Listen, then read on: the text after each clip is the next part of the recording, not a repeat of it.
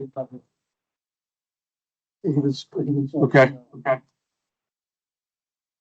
Yep. Just the speaker on that. Anybody? I'll turn this down. Should be good now. Okay, go ahead.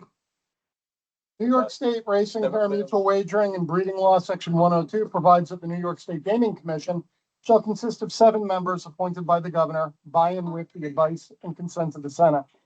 4 members having been confirmed by the New York State Senate are necessary to afford the commission an ability to establish a quorum and to undertake action.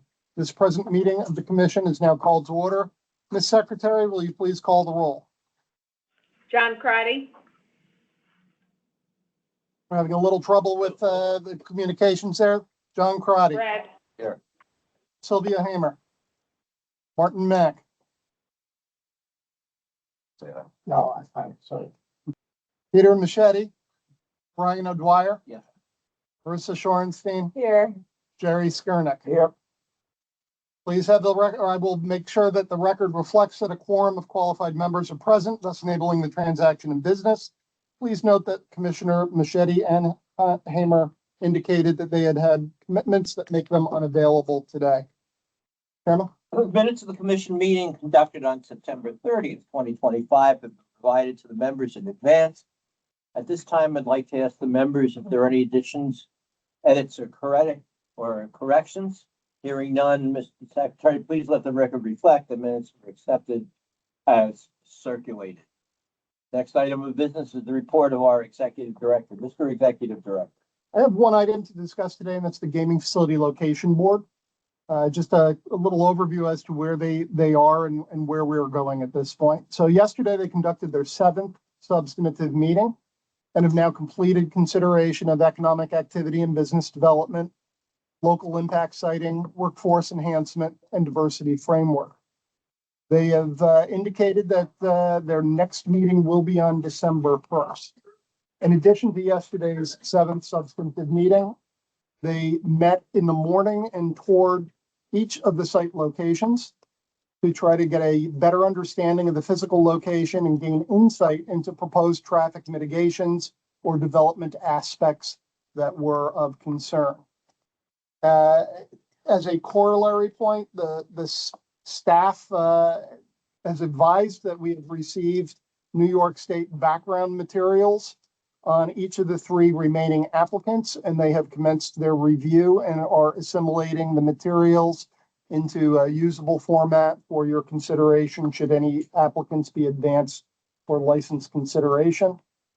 Also, as previously mentioned by the chair at an earlier meeting, there are 10 statutory obligations that each potential applicant has to satisfy, and staff has prepared a matrix of these elements and a cross-reference as to where each of these elements may be identified in the RFA materials that were submitted, so we can you can proof what the address of each of those 10 statutory obligations. In addition to all that, the Division of Gaming has completed a compilation of regulatory transgressions of the remaining 3 applicants throughout the world, and is now creating and evaluating the materials so they can provide a context memorandum for your analysis should any be advanced for your consideration. Mr. Chair? We have several rulemaking for consideration today. Mr. Williams. For commission consideration or amendments to the commission's rules for 2 existing commercial casino games, Ultimate Texas Hold'em Poker and Heads Up Hold'em Poker table games. The proposed rules would add a new optional wager called an Ultimate Pairs Wager to the Ultimate Texas Hold'em Poker game table and make changes to the Heads Up Hold'em Poker game table for organizational consistency with other table games rules. The rule was published in the September 3rd, 2025 State Register, meaning that public comment period expired on November 3rd. No comments were received. The staff recommends that the commission adopt this rule. Any questions on the adoption of the amendments to the Ultimate Texas Hold'em Poker and Heads Up Hold'em poker. May I have a motion to adopt the rule? So moved. Second, Second. favor? Aye. All opposed, none? Unanimously carried. Mr. Williams. For commission consideration or proposed consensus rulemaking amendments to consolidate lottery rules on various topics into sections of rules applicable to all lottery games or draw games. Additionally, there are various conforming amendments to individual rules to reflect the consolidation. Historically, many games have been added incrementally without common elements in successive games being incorporated into existing regulatory language. The purpose of this proposal is to consolidate language of general applicability. This led to duplicative or superfluous language throughout the park. Affected games are daily numbers, win 4, take 5, quick draw, pick 10, lotto, mega millions, Powerball, and raffle game.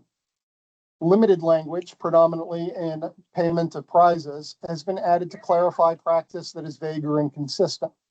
Additionally, two games, Monopoly Millionaires Club and Cash for Life, are proposed for repeal, as the former has not been recently conducted and the latter will soon be discontinued. Each game will be submitted individually for rule amendment, but for the expedience of time, these may be considered collectively. Thank you. Commissioners, I think it's prudent to take the rules in the manner presented. First, any questions on Ruminant I, proposal of amendments to reflect the consolidation and standardization of rules of general applicability? Hearing none, may I have a motion to propose this rule? So moved. Second? Sure. All in favor? Aye. Opposed, motion carries. Second question on Romanet 2. Confirming amendments to individual games. I note that there are individual amendments to daily numbers, win 4, take 5, quick draw, pick 10, lotto, mega millions, Powerball, and raffle game. May I have a motion to propose this rule? So moved. Brian Vega. You want me to repeat that? Second? All in favor? Opposed? Any questions? Third, any questions on Romanet 3, the repeal of or discontinuance of discontinuing games, Monopoly Millionaires or Cash for Life? Hearing none, may I have a motion to propose this rule? So moved. Second? Aye. All those in favor? Aye. Opposed? Motion carries. Mr. Williams.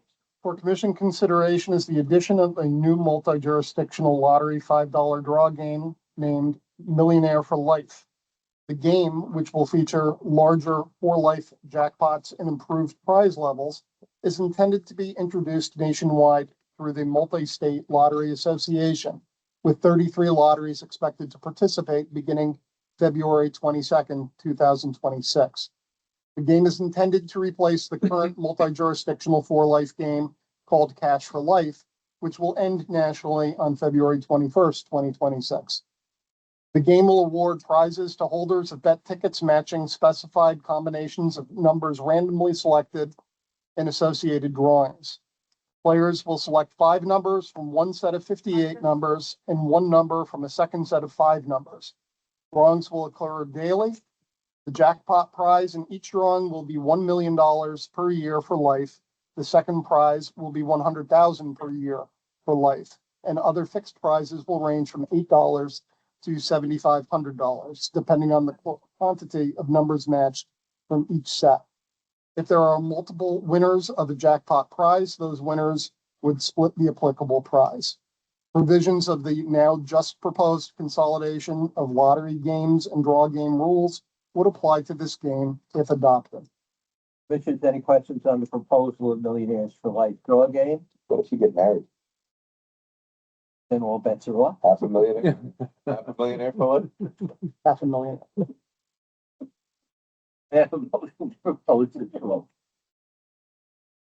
So moved. Thank you very much. Thank you. Can somebody please give me a second? Second. All in favor? Aye. One adjudication. On October 14th, 2024, the judges at Monticello Raceway issued a violation notice to trainer Robert C. Dill, imposing a suspension of 10 years for being the trainer responsible for an overage of cobalt in a horse that ran in the sixth race on August 12th, 2024, in violation of Commission Rules 4120.3A6 and C3 and Rule 4120.4. Dill requested a hearing, which was conducted on May 21st and June 24th, 2025. The hearing officer issued a report dated September 25th, 2025, recommending that the violations charged against Dill be upheld, finding that the concentration of cobalt was in excess of 300 nanograms per milliliter and that there were no extraordinary mitigating circumstances. The hearing officer also recommended that Dill's license to participate in harness racing be suspended for 10 years. The commission considered this matter at a meeting conducted pursuant to the judicial or quasi-judicial proceedings exemption of New York Public Officers Law, Section 108.1. The commission duly deliberated and considered this matter and determined upon a unanimous vote to sustain the hearing officer's report and recommendation. Do commissioners have any items they'd like to present for consideration? Be it now address the commissioners and exactly as I've done in the past about certain issues. The Gaming Commission reserves the right to reserves to itself the authorization of specific wagers. We are one of two jurisdictions in the United States that does that.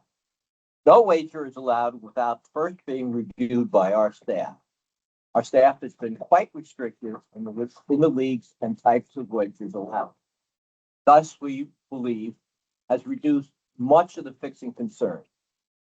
We are, of course, as anybody is, cognizant of the recently surfaced issue regarding the NBA and the Major League Baseball individual proposition wager.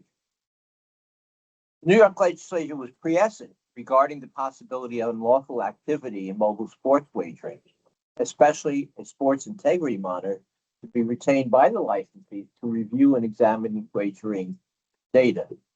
It is my understanding that the sports integrity monitors were integral to uncovering these recent NBA and MLB alleged transgressions.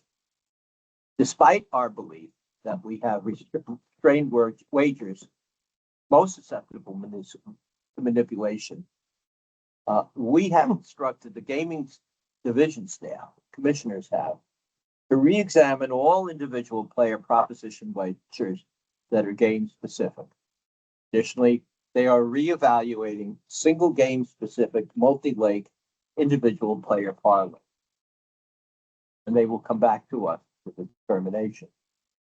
Major League Baseball has announced that they arrived at an agreement with their platform providers to limit the amount of certain wagers. In New York, that discretion lies solely with us.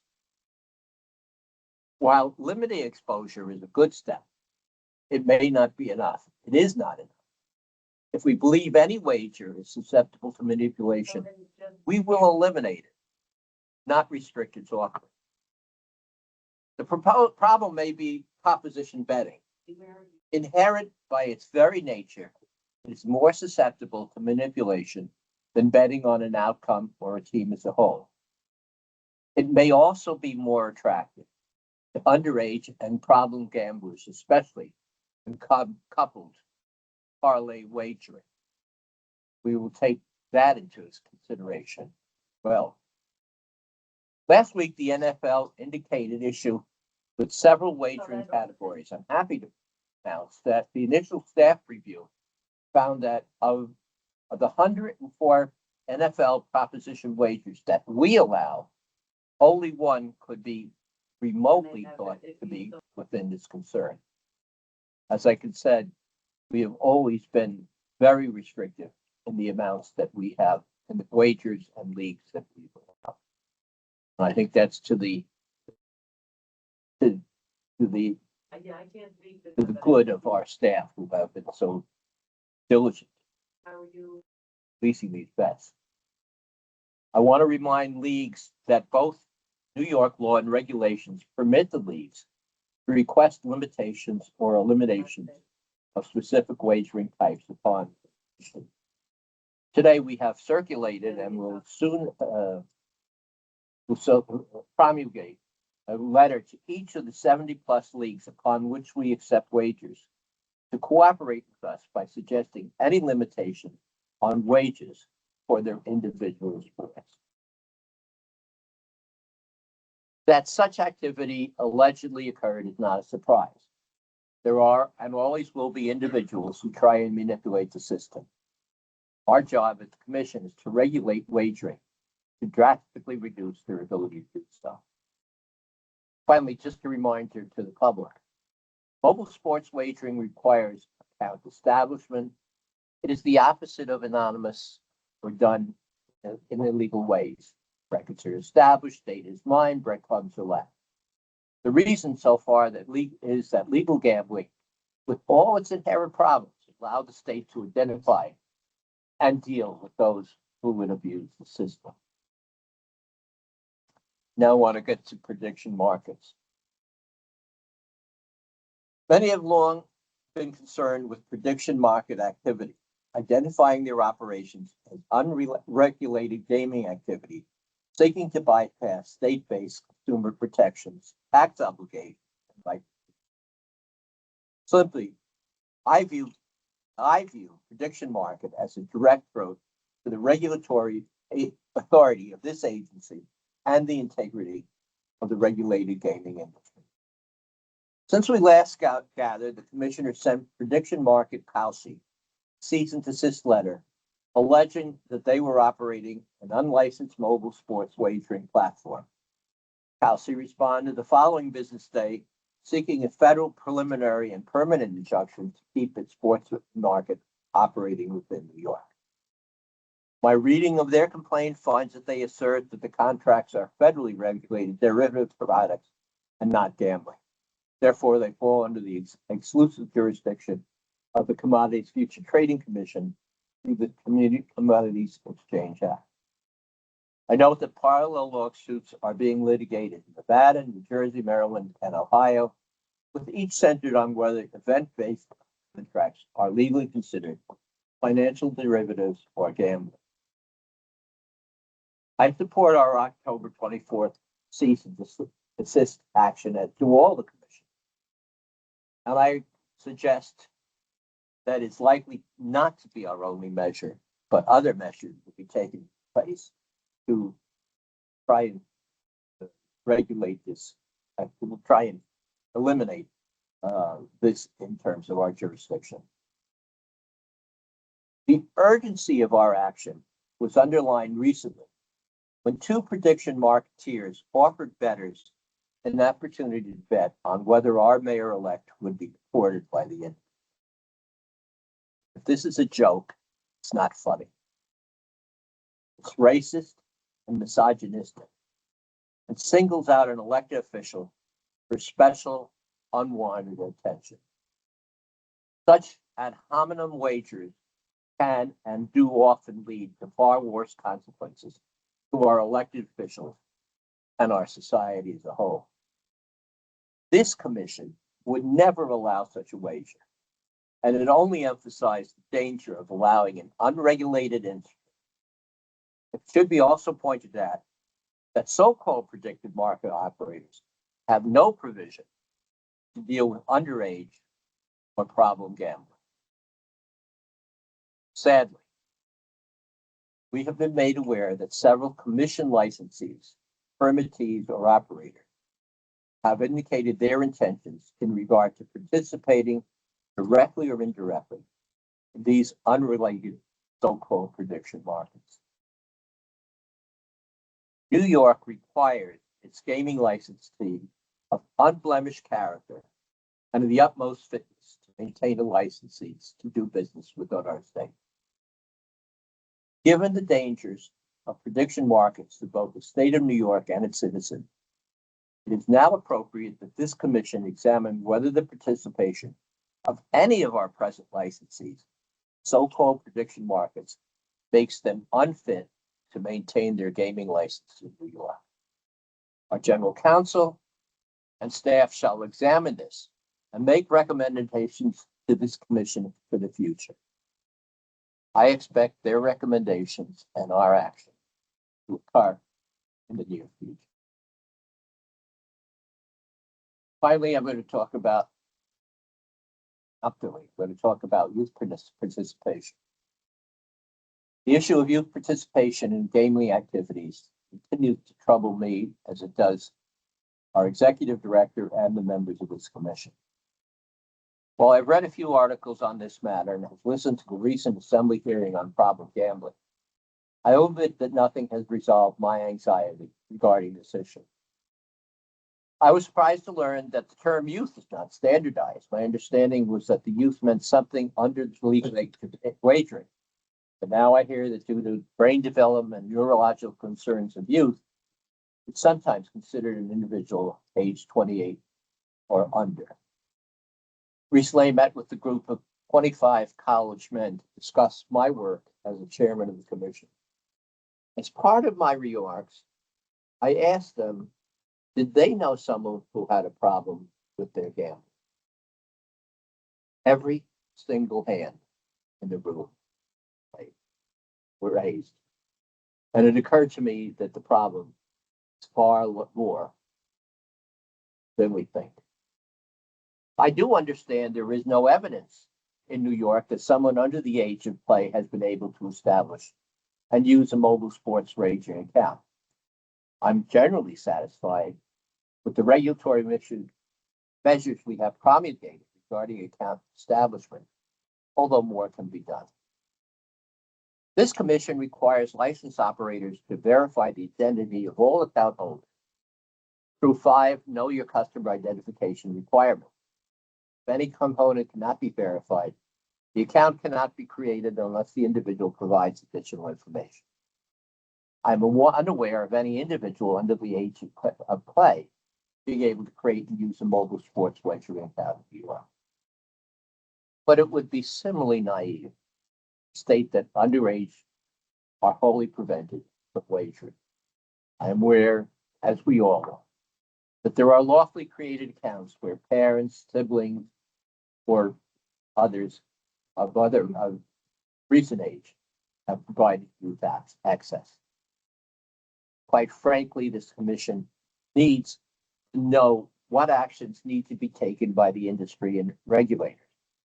Input has to be data-driven, peer-reviewed approach, rather than arbitrary, random, or actions that are in general public. We cannot just use anecdotal information. We have to have real facts. We need to get those too. Are certain bets such as proposition betting or parlay bets more attractive to youth? And should they be curtailed or regulated? Are there any new technologies we can use to curtail underage gambling or problem gambling? Are the industry practices of advertising concerned? Are there needs to identify additional identity agreements? Are social game activities designed to provide the prime underage kids graduate to local gambling within each state? Are there any algorithms being designed to appeal to youth or even problem gamblers before they reach gambling age? All of these are issues that need to be addressed because I think we understand that this state has benefited greatly. Tax revenue from mobilized sports wagering. But with this comes great responsibility. And the responsibility we all have as commissioners, as members of the commission and staff, is to assure that gambling is not abused either by problem gamblers or underage. Finally, as Mr. Williams has said, the commission soon will have a very large task in front of us. I first of all want to thank the Gaming Commission Location Board and its members under Chair Mickey Green for their work. They have been really outstanding in their work and have completed Herculean task. And similarly, I want to thank our general counsel and staff for the amount of work. This is a truly a large project that they are doing.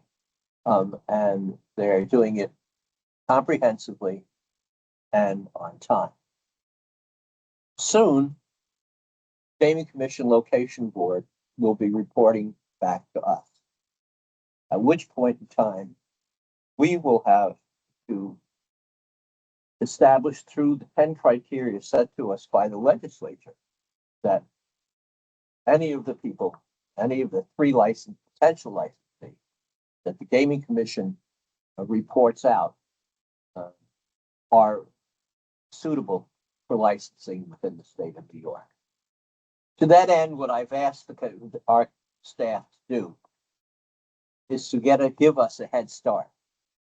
So luckily we only have 3 at this point in time, only 3 potential licensees. So I've asked the staff to take the proposals of the 3 licensees and to cross-reference it so that we can have a better, easier way of making sure that the 10 questions that have been asked to us by the legislature are answered and answered timely. So beginning shortly, that material will be in front of the commissioners for perusal again before we have the report of the Gaming Application Board for us to deal with. With that said, I am confident that our self-imposed limitation timeline of December 31st, that we can handle it and report back to that we can have final adjudication on 1, 2, or 3 licensees for the casinos. And that will be done, said, I am confident, before the end. That I would like to hear comments, if anybody, from commissioners.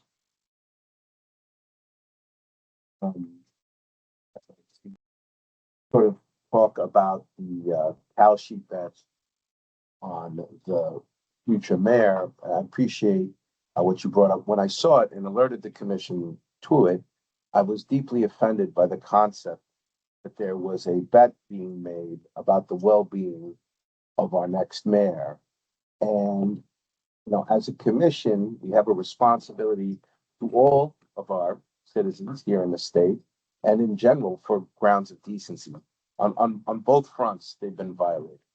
These groups can claim whatever they want, but we are a regulatory agency that is responsible for gambling and the interface of gambling here in the state with the citizens. They have crossed the line and it should be addressed appropriately. None of our allowed operators or licensed operators in any capacity should have anything to do with them. And I know there's restrictions on the law, but there's not restrictions on what is a good standard. Betting on harm to an elected official is not only out of bounds, it is well beyond the line which anyone could come up with. You can't yell fire in a crowded theater, and you can't put out any sort of contract on an elected official for any reason. And forgetting the political conflicts that are aside, no matter who it was to, it is completely inappropriate and wrong.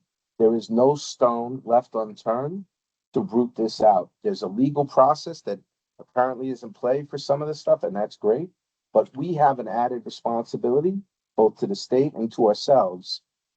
If people are doing business with these predictive markets and they are regulating, I really have to question why we are allowing them to operate in the state. There's 100 reasons why you could make an extra dollar, but none of them are sufficient relative to what is going on with this. Frankly, the whole predictive market's another story, but leaving that alone for a moment, you know, betting on harm to a citizen is just beyond the pale and nothing we should stand for. The existing operators, the other people who we license now, all of them, if they're affiliated with this group at all, we should seriously look at pulling that license until they can come clean. I don't care what the money is worth. I don't care what it matters. There's a line of decency. They have crossed it and it should be addressed appropriately. And I don't think we should stop until they stop. Whatever it is, they have become totally persona non grata and should not be allowed to operate without massive retribution for what they've done. They've put people, our citizens, in harm to make money off it. It is totally intolerable. It is not acceptable. So I'm glad for those actions. I think we should look at doing more. We should look at all the mobile sports wagers if they're in bed with them in any capacity. Any of the existing operators. I mean, the courier people, to the extent they play with them. We should examine every single one of those licenses. I don't think that this is one of those standards we can just sort of let pass by or get hung up on the legalese. I really don't. They have crossed the line and we should react accordingly. Just one quick comment. I think that this particular bet exposes the fiction that Kelsey is creating a financial instrument and putting such a bet online. That's what they call it. There's no public interest here. Commodity Exchange has an obligation to regulate Kelsey, and they are absent without leave at this point in time. They are not serving the public interest. They are violating New York State gambling laws because they have moved from a regulated theater to a non-regulated Wild West. I just want to point out that Cowshi's not the only one. One of their competitors, Poly Market, has also made the same Yes. bet available. So, Well, yes, all. I'm not. Yeah. I just want a clarification that it's Good point. not just one of them. It's Yeah. two, and I think the two largest ones are the ones that are doing it. Both of them have made that. Okay. With that, I will take a motion. Listen, So Thank you. when is your birthday? moved. Oh, okay. Maybe it's your sign. Maybe it was in November, or September, or December.